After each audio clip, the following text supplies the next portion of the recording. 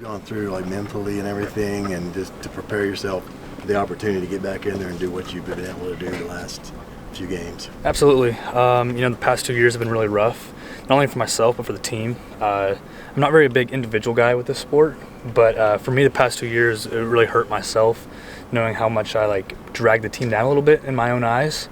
And so to be able to get back out this year and trust in myself, in my preparation, and knowing that I've earned the guys' respect, it's helped me a lot to just have confidence in myself. And it came through this year, I feel like. I've been able to trust in myself, my preparation, and just be able to swing freely.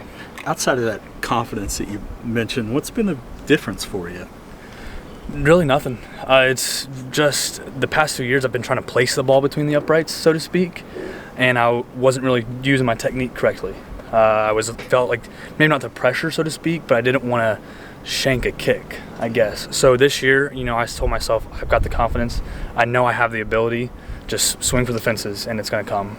How tough is it? How tough is that switch to maybe go from the struggles you mentioned in the last couple of years, but to still find that confidence in the process? What does that switch look like? It's about finding the identity. If you put the identity of yourself in this game, and you do really bad, then it can just crush you.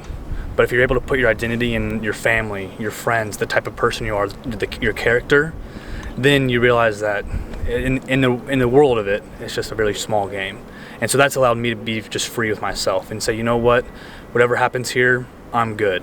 Everything's okay. I have a plan. God has a plan for me. And that's helped me a ton. I have a path for myself. I know God has a plan for me.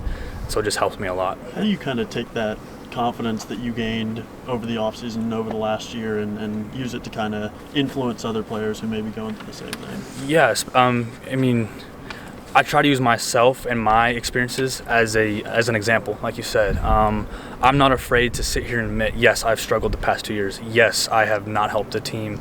I've put them in really bad positions.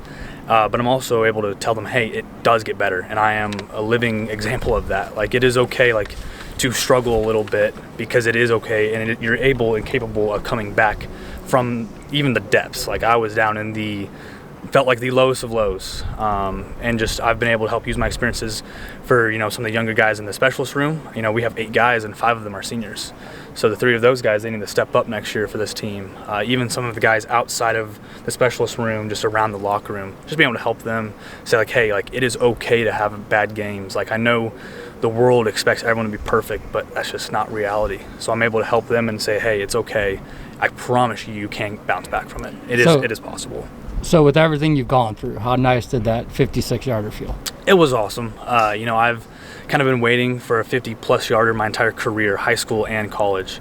I've missed, I think, 3 in my career here in college, so I've been itching to get one, and I didn't know if that opportunity was going to come.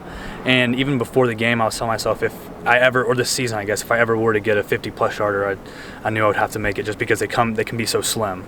So when I got out there and I got that chance, I knew that I just had to swing for the fences and just trust myself. What's your relationship with Doug Deacon been like, and how much has he helped you with that kind of confidence? Coach Deacon's awesome. He's just a down-to-earth guy, great guy.